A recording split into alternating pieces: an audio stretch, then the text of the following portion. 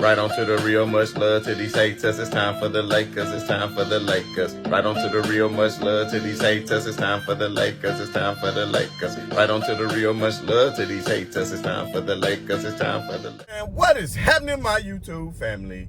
Of course, it is your boy B New. I'm coming at you on this Friday.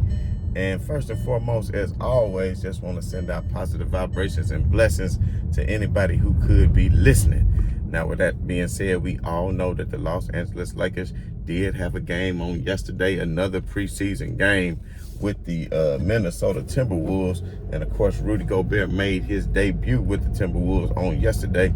And I would be lying if I told y'all that I watched the game. I would be lying if I told y'all, because we do know that LeBron James was not a participant, and we do know that Anthony Davis was not a participant in the game. I did want to check out the young guys and see what they did, but I was unable to do so because I did have some prior obligations. So I will depend on you all to maybe let me know what went down on the game. Put in the comments what happened, what you thought about our young guys and what they did, because I would like to know. I think I did see where Toscano Anderson may have injured his knee, and that is very unfortunate. I haven't had a chance to get out there on the web today to see how serious the injury was, the nature of the injury. Let's just hope, that he has a speedy recovery, because the last thing that the Lakers need are injuries, and especially to somebody that's playing in the forward or wing position, because as we know, the Lakers are highly stacked when it comes to the backcourt position, with Kendrick Nunn and Westbrook and Pat Bev and Austin Reeves and, just many others. So, the Lakers, they kind of thin right there in that 3 to 4 spot. So let's just hope, prayers for a speedy recovery for Juan Toscano Anderson. I think that he could actually benefit in this system that Darvin Ham is putting in place. And speaking of systems that he is putting in place, I do like the fact that the defensive scheme is looking a lot better, and he's holding everybody more accountable, and everything isn't about switching, because under Frank Vogel's defensive scheme, everything was about switching. There was no accountability, and then if you switch, then you would blame your missed assignment on the person who didn't switch on the next person. So it was a lot of finger pointing and not enough accountability. So this scheme brings more of accountability. There is some switching at times, and of course, on the pick and roll, he is encouraging you to fight through the screens, stick with your man, and just play in your face defense. And that's what I like to see.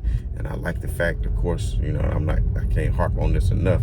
I like the fact that Anthony Davis will play most of his minutes in the 4 spot, and that the Lakers finally addressed. And I think about this, the last time the Lakers, when LeBron James was on the team fully healthy and they won the championship, they had 2 centers that was more than capable of doing what centers need to do, and that of Dwight Howard and JaVale McGee. So now they have 2 centers who I dare say who are younger, more athletic, and are actually capable, I won't say are good 3-point shooters, but are capable of hitting threes, more so Wendell Gabriel and Damian Jones, more so than Bryant. But, he is capable as well. That's not something that the Lakers really need to do. I think as long as Anthony Davis can play in that 4 spot, he can be pretty much the stretch 4, because that's what the NBA has become. Of course, teams stretching out the floor, and that's what it was evolving to even in the latter part of the early 2000s, going into the 2010s, when you had, power forwards starting to begin to stretch the floor instead of just packing the paint, with the center and the power forward packing the paint on each elbow. So, and like I said the other day, Anthony Davis is looking good. That wrist is looking good. I know he did not play due to sore back, but we already knew that. A lot of people was trying to give him hell, saying, oh, well, why wasn't he playing? He had a sore back, already. But, truth be told, he had the sore back already entering into the preseason, but he still played the first game just so he can come out and get some rhythm and build some kind of continuity with the team, which is going to be important. With Toscano Anderson being injured, I think the Lakers are going to lean a little more heavily on that Troy Brown, but Troy Brown is actually dealing with a bad back and a sore ankle himself. So let's just hope that the Lakers can be more healthy this season than they were last, because I don't care what anybody says, the Lakers didn't even ever need a big three. LeBron James and Anthony Davis was enough, and they won a championship like that, just in case y'all forgot. And then the next year, till my boy messed up LeBron James' ankle and gave him that high ankle sprain that kind of messed him up from the playoffs that year.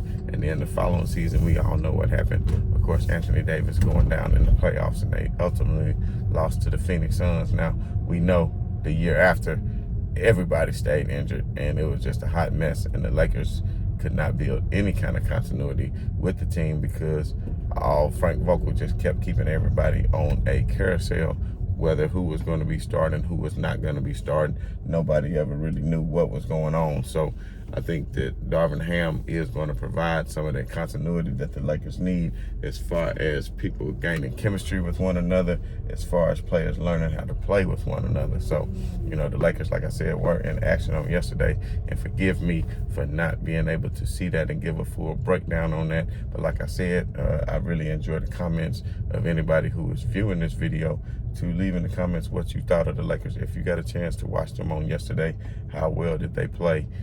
And then please also, if you could, just leave something, just even if it's just a short comment on Toscano Anderson. If you saw what happened with him, did it look like it was serious? Was it a non-contact injury? Did it look like he maybe hurt his MCL or ACL? So I'm hoping that that is actually not the case, because I really have faith that Toscano Anderson can be a great player for the Lakers organization. He wasn't a major contributor when he was at Golden State, but the year before last, when he was at Golden State, he contributed quite a bit more. When Golden State had a few injuries, he was playing like 20 minutes a game, and I want to say he shot 37 or 38% from three-point range, which is something that the Lakers are in dire need of, because I don't want the Lakers depending heavily on a LeBron James to do all of the three-point shooting from the perimeter. They're going to have some more knockdown three-point shooters, and I think Anthony Davis in that first game making 2 out of 4, shooting 50% was a good sign, because if he can get that range, we all know that 18% was putrid. It was terrible, but we do know that he was dealing with a wrist injury. And with all that being said, when you have a wrist injury like that, it is definitely, especially in your shooting hand, it is definitely going to affect the shooting. So, Anthony Davis, revealed that in media day the other day, that is something that he dealt with the majority of the season. So let's just hope that he can remain healthy, because the Lakers' success is going to depend mightily on the health of LeBron James and Anthony Davis. And if those two gentlemen cannot stay healthy, then the Lakers really do not have a chance whatsoever to be successful, or to even contend, or to compete with the other teams in the Western Conference, let alone them trying to compete for a championship or even a Western Conference championship. So, but anyway, don't want to harp on that too much. I meant to bring up on yesterday's show that of a Draymond Green, because from what we hear, all reports are saying that Draymond Green fired on Jordan Poole in practice. So after Draymond Green fired on Jordan Poole, he then, of course, apologized the next day. But it seems as though Steve Kerr had Draymond's back, saying that, it wasn't necessarily Draymond's fault, and that some things occurred in which, but to me, you got to keep your hands to yourself. I know things are going to happen within sports that, you've seen it happen all the time, whether it's football practice, usually in football practice, because, it's more of a contact sport, and people getting roughed up and people getting in their feelings about a hard hit or whatever it is. And then next thing you know, a little fight or a skirmish break out. I'm not really sure what happened as far as all the details on, what happened with the scuffle. But from all accounts I heard that Draymond Green damn near knocked Jordan Poole out. So I'm not sure, how to react to that bit of information. But, of course, we know Draymond Green has not averaged more than double-digit points the past couple of years. So, he's going to be expecting big money when his contract runs out in the next season or so. And I'm wondering if the Warriors really want to sign him to extended years, especially if he bringing drama into the locker room, because we all know he ran off KD. And if it wasn't for Draymond and his big mouth, KD probably would have still been there. And, of course, the Warriors probably would have had a few more championships. But, of course, they proved that they did not need KD, and they end up going out and getting the championship. So, I just find it very interesting. But of course, Steve Kerr, like I said, did have his back. But of course, Steve Kerr, he was fired up himself in practice one day by none other than Michael Jordan. So let's not forget when Michael Jordan sprung on Steve Kerr in the mouth. And if nobody knows about that, go look it up and read about it. There's some interesting articles out there about what happened. But of course, those type things happen. But I guarantee Michael Jordan wouldn't go fire Dennis Rodman in the mouth.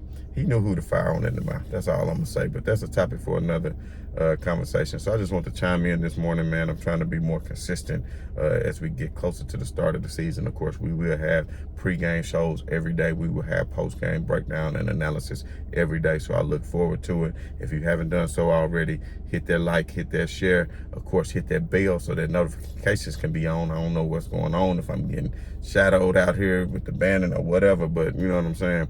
Y'all make sure, man, y'all like, subscribe, share, and this, y'all know what to do. And as always, man, this your boy B New. I'm saying right on to the real, and much love to these haters. I'm out.